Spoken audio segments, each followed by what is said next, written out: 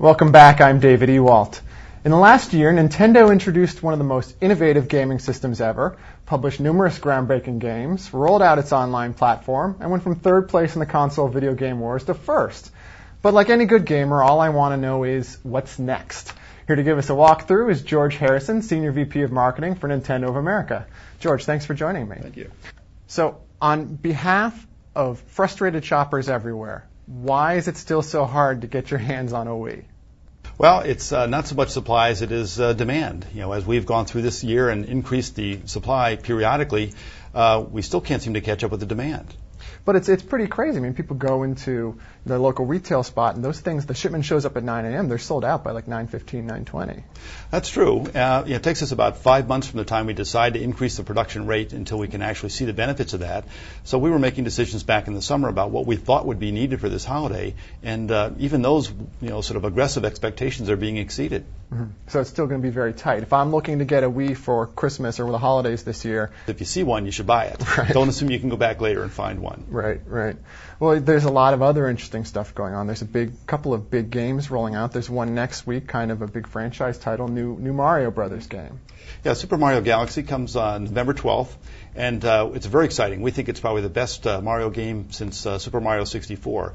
But importantly, it's also one that almost anybody can get started on and play. So we feel like it's got an ability to draw in some people who maybe played Wii Sports to get them started on a more traditional video game. Now, that's been a continuing theme for Nintendo over the last year. It's been this idea of we're not just going to sell this console to gamers. What we're going to do is expand out, get new people playing the system. The Wii had the innovative motion control, and the idea there was, well, we'll get parents sitting down with their kids and playing games.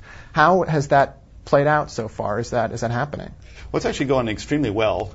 We've seen the phenomena of the Wii Sports game, which comes packed in with the Wii hardware, and it doesn't require any knowledge or skill. If you pick up the Wii remote and knew how to bowl, you can be bowling. And so we've seen stories of people in senior centers with bowling leagues and families and things of that nature. So it's really been, for us, the eye-opening aspect of the Wii that's gotten everyone involved. Right.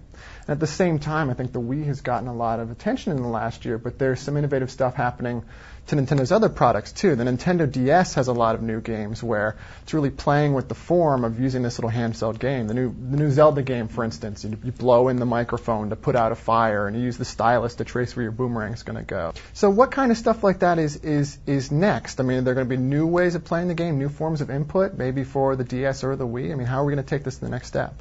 Actually, one really innovative game that we're going to launch in Japan this year, will come to the U.S. Not too long into 2008, is called Wii Fit. And it's actually a fitness game, health and fitness game. It comes with a balance board, so you actually stand on this balance board, and by changing your balance from left to right and front to back, you actually control the action on the screen. It includes everything from aerobics to yoga to some very sort of simple but games that get you moving. And we think that's going to fit in perfectly with sort of the health and fitness movement that's occurring around the world. And another way to expand out your audience, people are buying this not just to have fun, but maybe because they want to lose some weight. Yeah, actually, I mean, it'll track your body mass index for you. So it's a perfect tool. And I think one of the things that we do well, there are no shortage of ways for you to exercise or lose weight. What we do well is we add fun elements into this and make the activity interesting and fun, which is a way that people will keep interested, keep involved, and hopefully get more people in the family involved. Another way that people are getting involved with these games now than they may have with the Nintendo Entertainment System 20-some years ago is through online play. With the Wii, you can go online, you can connect your friends and stuff like that. But the competing services may be one of the ways that Nintendo is looking versus the Xbox versus PlayStation. They have very different online services and strategies. What is Nintendo going to do with the Wii Online in coming months? How's that going to change?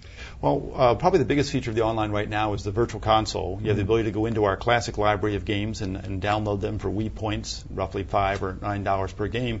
It allows you to go back and experience some of those older games if you're not a really great gamer, or to share those older games with your younger siblings. One of the things we're looking at now is trying to think about what other channels could be interesting to people. And we have a few coming up. We'll have a marketing channel coming up that will allow us to communicate more directly with people and receive feedback about the games. We're also looking in the longer term at possible revenue opportunities on those channels themselves. We're just not quite sure what those services might be yet. It's sort of in the area of buying add-ons for the games you're already playing, things like that. Buying add-ons, so it could go pretty far afield. So far, except for the Virtual Console, most of the channels, like the Me channel and the Weather and News channel, those are all really consumer service types of things. They don't really generate any revenue for us. Sure. Well, George, we'll have to leave it there. Thank you very much for joining us. Great. Thank you very much. Again, that was George Harrison, Senior VP of Marketing for Nintendo of America. I'm David Ewalt. For more tech news, be sure to check my blog, Forbes.com/digital download. And thanks for watching the Forbes.com Video Network.